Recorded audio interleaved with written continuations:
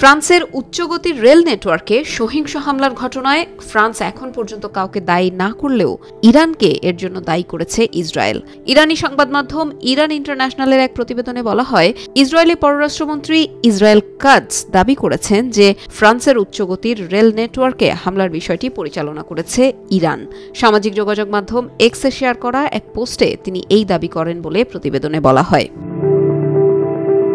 Israel Katz তার টুইটে লেখেন, প্যারিস অলিম্পিক 2024 সামনে রেখে ফ্রান্স জুড়ে রেলওয়ে অবকাঠামোর ওপর যেই নাশকতা হয়েছে তা ইরানের মদদে এক্সেস অব ইভিল ও কট্টর ইসলামপন্থীরা এর পরিকল্পনা ও বাস্তবায়ন করেছে। মূলত ইরান সমর্থিত মধ্যপ্রাচ্যের বিভিন্ন প্রক্সি গোষ্ঠীকে একত্রে এক্সেস অব ইভিল নামে ডাকা হয়। স্থানীয় সময় গত 26 জুলাই ফ্রান্সের উচ্চগতির রেল নেটওয়ার্কে সহিংস হামলা চালানো হয়।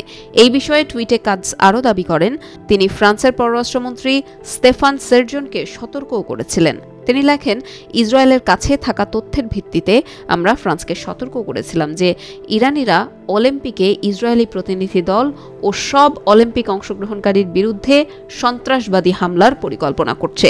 তাদের চক্রান্তকে ব্যর্থ করার জন্য বাড়তি প্রতিরোধমূলক ব্যবস্থা নেওয়া উচিত।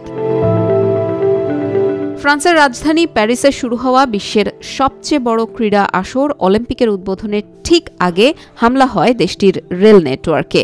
হয় ভাঙচুর ও অগ্নিসংযোগের মতো ঘটনা। এতে অন্তত 8 লাখ ভ্রমণকারী বিপাকে পড়েন।